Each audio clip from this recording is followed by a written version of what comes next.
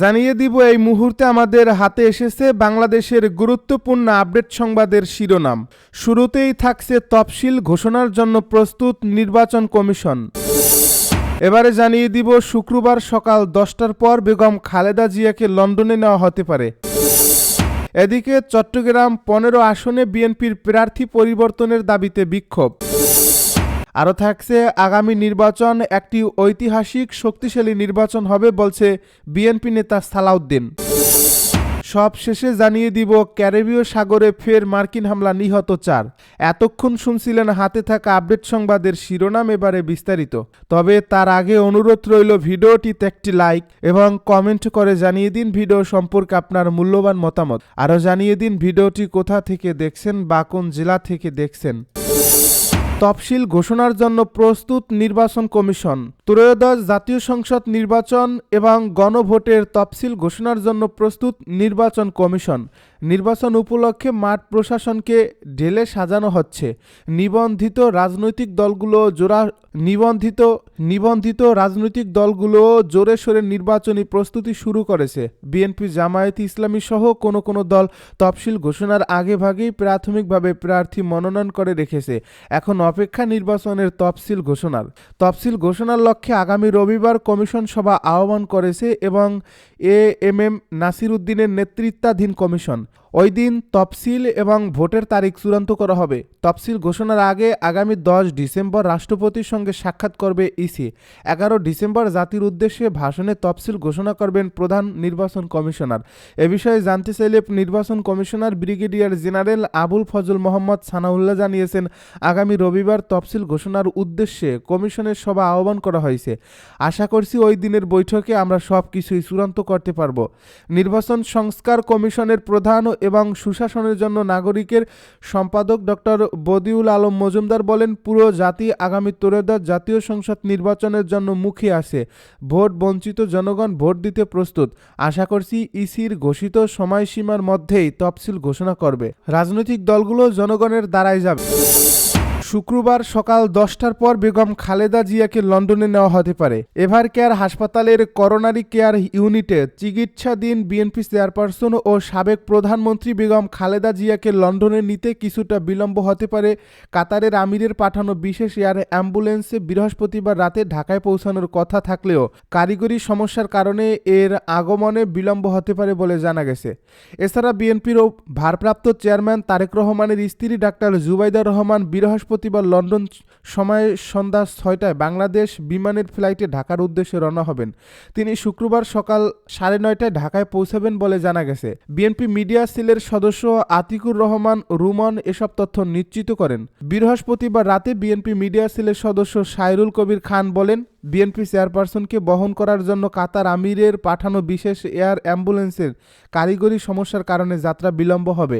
Air ambulance কাতার থেকে উড্ডয়নের পর আপনাদেরকে জানাবো। চট্টগ্রাম 15 আসনে বিএনপির প্রার্থী পরিবর্তনের দাবিতে বিক্ষোভ। চট্টগ্রাম 15 আসনে বিএনপির মনোনীত প্রার্থী নাজমুল মোস্তফা আমিনের মনোনয়ন পরিবর্তনের দাবিতে সড়ক অবরোধ করে বিক্ষোভ করেছেন আরেক মনোনয়ন প্রত্যাশীর অনুসারীরা। বৃহস্পতিবার সন্ধ্যায় সাতকানিয়া উপজেলার কেরানীহাটে চট্টগ্রাম কক্সবাজার মহাসড়ক অবরোধ করে এ মশাল মিছিল করেন মনোনয়ন প্রত্যাশী চট্টগ্রাম দক্ষিণ জেলা বিএনপির যুগ্ম আহ্বায়ক মুজিবুর রহমানের অনুসারীরা। এই মশাল মিছিলটি কেরানীহাট গরুর বাজার থেকে শুরু হয়ে গোল চত্বরে গিয়ে শেষ হয়। মশাল মিছিলে বিএনপি যুবদল, স্বেচ্ছাসেবক দল ও ছাত্রদল সহ বিএনপির অঙ্গ সংগঠনের নেতাকর্মীরা অংশ নেন। মশাল হাতে বিক্ষুব্ধ নেতাকর্মীরা বলেন, চট্টগ্রাম 15 আসনে জনগণের প্রার্থী মুজিবুর রহমান চেয়ারম্যানকে বঞ্চিত করে মনোনয়ন দেওয়ায় তৃণমূলের নেতাকর্মী সহ সাধারণ মানুষ ক্ষুব্ধ হয়েছেন।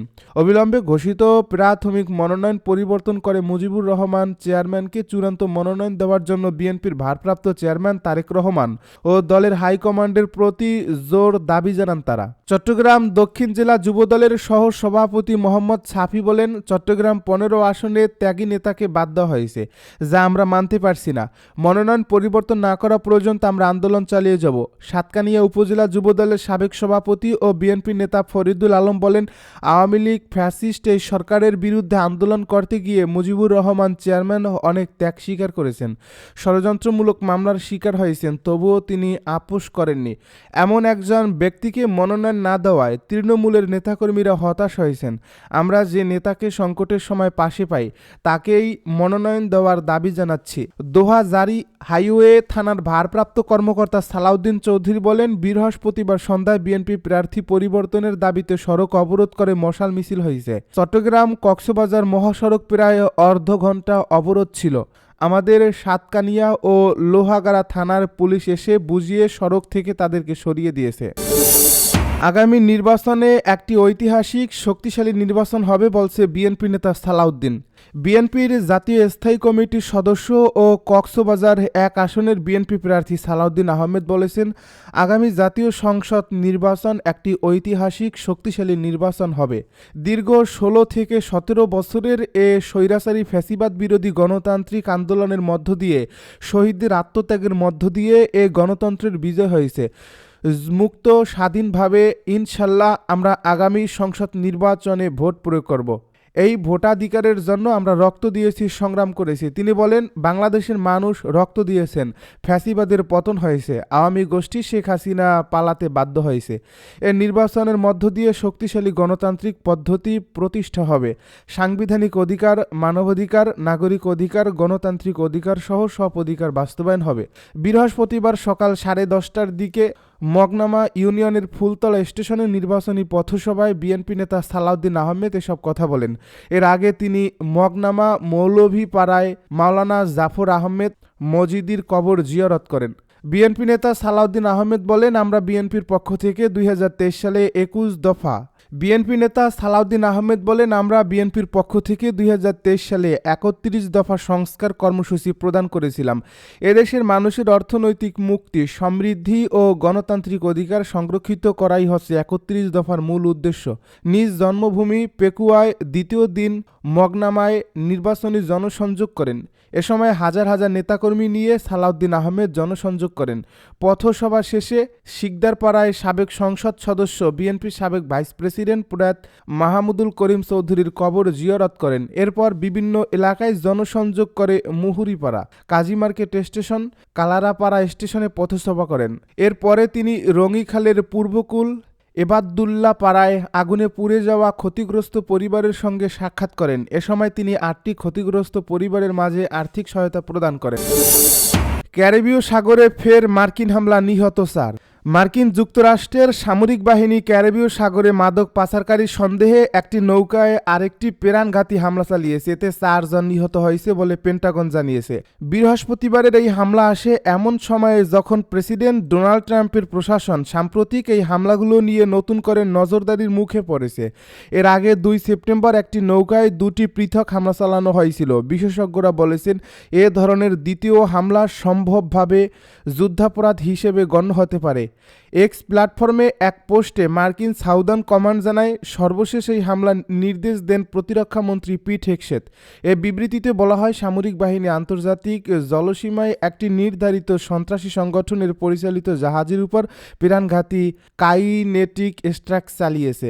তারা জানায়, গোয়েন্দা তথ্য নিশ্চিত করেছিল যে নৌকাটিতে অবৈধ মাদক ছিল এবং এটি পূর্ব প্রশান্ত মহাসাগরের একটি পরিচিত মাদক পাচার রুট দিয়ে চলাচল করছিল। নৌকায় থাকা 4 জন পুরুষ নার্কো সন্ত্রাসী নিহত হয়েছে। ট্রাম্প প্রশাসন এই মাসব্যাপী অভিযানে ইতিমধ্যে 80 জনেরও বেশি সন্দেহভাজন মাদক পাচারকারীকে হত্যা করেছে।